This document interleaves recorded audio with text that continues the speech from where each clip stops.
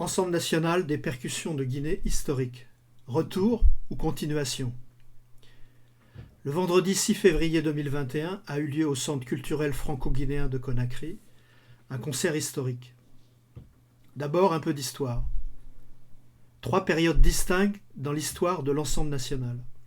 La première période, sa création en 1988 jusqu'en 1995, dans sa version historique, avec 7 musiciens qui, à l'occasion de projets spécifiques, s'adjoignaient du fameux balafoniste El Hadj Elisori Kouyaté. La deuxième période, à partir de 1995, il fut confié à Mamoudou Condé, un tourneur guinéo-américain, et la direction à Koumbanan Condé. La troisième période, actuelle, où la direction fut confiée à Aboubacar Fatouabou Camara, accompagné de François Coquelard. Le répertoire décrypté et expliqué.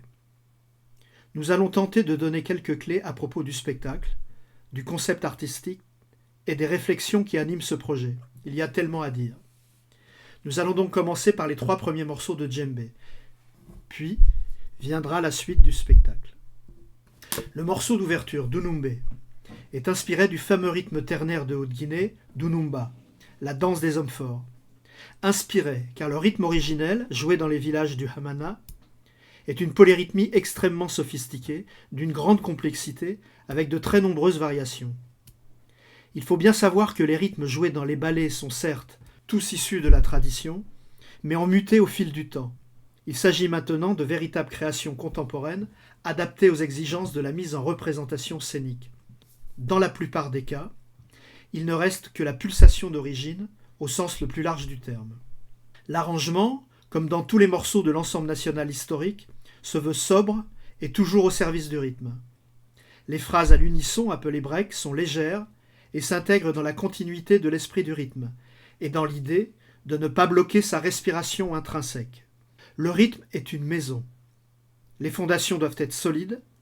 Elles sont tenues par le dounoun et le kenkeni. C'est la colonne vertébrale du rythme.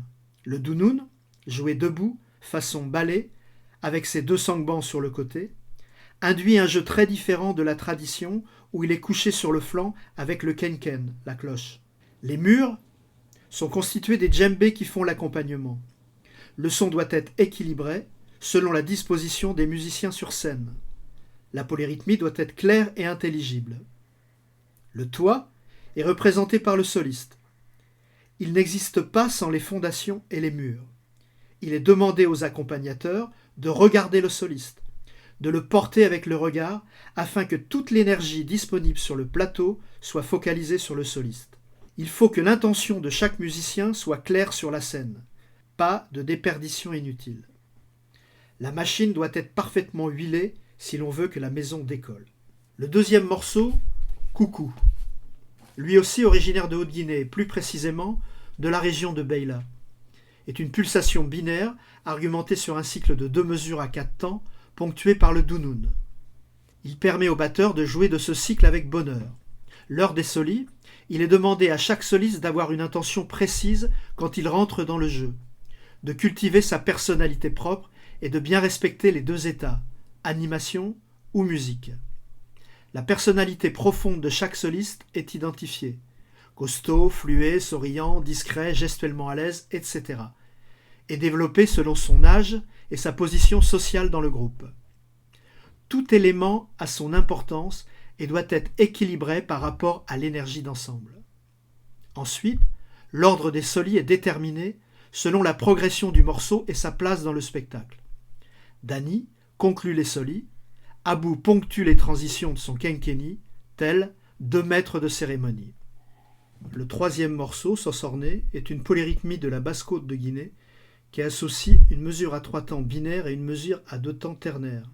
C'est une formule rythmique très ancienne qui a été jouée à l'origine pour le masque du même nom en pays Baga. Ce rythme est un grand classique des ballets et habité d'une grande force d'évocation. Ces 3 morceaux constituent une seule pièce, dite de djembé, avec sa propre progression. D'abord ternaire, Dounoumba, ensuite binaire, Coucou, et enfin binaire ternaire, Sosorné. Un spectacle doit respirer.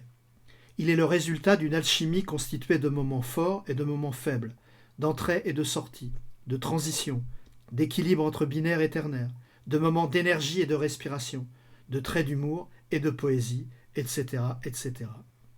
La mise en place de la scénographie permet un rééquilibrage des principes masculins-féminins des artistes qui sont à la fois danseurs et gracieux ou énergiques sans trop tomber dans les excès de testostérone, bien que les plus jeunes aient encore des choses à prouver.